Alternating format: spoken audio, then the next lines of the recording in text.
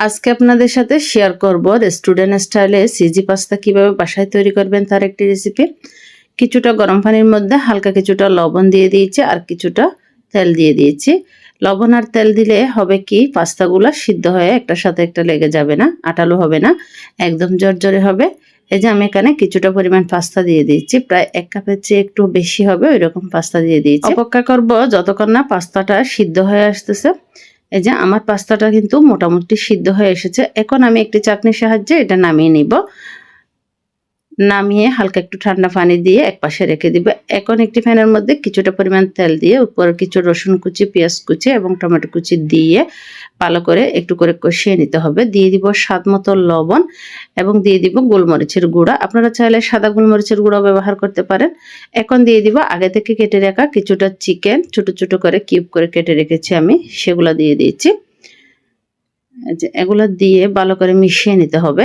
এখন আমি দিয়ে দিয়েছি এখানে হলুদের গুঁড়া, লাল মরিচের গুঁড়া এবং গরম মশলার গুঁড়া দিয়ে ভালো করে মিশিয়ে নিতে হবে। কিছুটা পরিমাণ দিয়ে দিব 1 চা চামচের মতো সয়া সস, আর দিয়ে দিব এখানে একটি সিদ্ধ করে কেটে রাখা ডিম। আপনারা চাইলে এটা কিন্তু স্কিপ করতে পারেন, টোটালি অপশনাল এটা।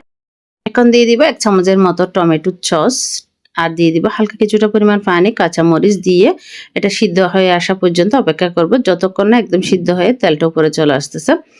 এখন আমি একটি প্যানের মধ্যে কিছুটা বাটার গরম করে 1 চামচের মতো ময়দা দিয়ে বাটারের সাথে এভাবে করে একটু ভেজে নিব। ভেজে নেওয়া হয়ে গেলে এখানে আমি 1 কাপ পরিমাণ দুধ দিয়ে দিব। এই যে দুধটা একটু ঘন দুধ দিবেন, ঘন দিলে হচ্ছে খেতে কিন্তু খুবই টেস্ট হয়। দুধ দিয়ে এভাবে করে ভালো করে মিশিয়ে নিতে হবে, না হয় কিন্তু আঠালো হয়ে লেগে যাবে। এখানে দিয়ে দিচ্ছি কিছুটা পরিমাণ গোলমরিচের গুঁড়া, স্বাদ মতো চিনি আর লবণ, আর দিয়ে দিয়েছি চিলি ফ্লেক্স দিয়ে ভালো করে মিশিয়ে নিতে হবে। আপনারা যদি কালারটা একদম সাদা সাদা রাখতে চান তাহলে সাদা গোলমরিচ ব্যবহার করার চেষ্টা করবেন। এখন আমি সিদ্ধ করে রাখা সেই পাস্তাগুলো দিয়ে দিয়েছি। পাস্তাটা দিয়ে ভালো করে এই ক্রিমিটার সাথে ভালো করে মিশিয়ে নিতে হবে, যাতে করে সব জায়গায় ক্রিমগুলো পাস্তার সাথে মিশে যায়। ভালো করে মিশানো হয়ে গেলে আমি যে চিকেনটা রান্না করার জন্য রেখেছিলাম সেই চিকেনটা এখানে দিয়ে দিব। চিকেনটা দিয়ে ভালো করে মিশিয়ে নিতে হবে। এভাবে করে একটা স্প্যাচুলার সাহায্যে চারপাশ থেকে ঘুরিয়ে ঘুরিয়ে এই কাজটা করতে হবে। এই পাস্তা রেসিপিটি যদি আপনাদের আজকে ভালো লেগে থাকে, রেসিপিতে একটি লাইক, কমেন্ট, শেয়ার করে অন্যদের দেখার সুযোগ করে দিবেন। আর নিত্য নতুন রেসিপি পেতে পেজটি ফলো দিয়ে সাথে থাকতে পারেন। কে কোথা থেকে ভিডিওটি দেখছেন অবশ্যই জানাতে ভুলবেন না। নাস্তার উপরে কিছুটা পরিমাণ চিজ দিয়ে লো হিটে রেখে দিব প্রায় 5 থেকে 6 মিনিটের জন্য। এই যে 5-6 মিনিট পর ফিরে আসলাম। এভাবে করে কিন্তু পাস্তা, চিজি পাস্তা বাসায় রান্না করলে কেউ বুঝতেই পারবে না এটা যে রেস্টুরেন্টের তৈরি না বাসার তৈরি।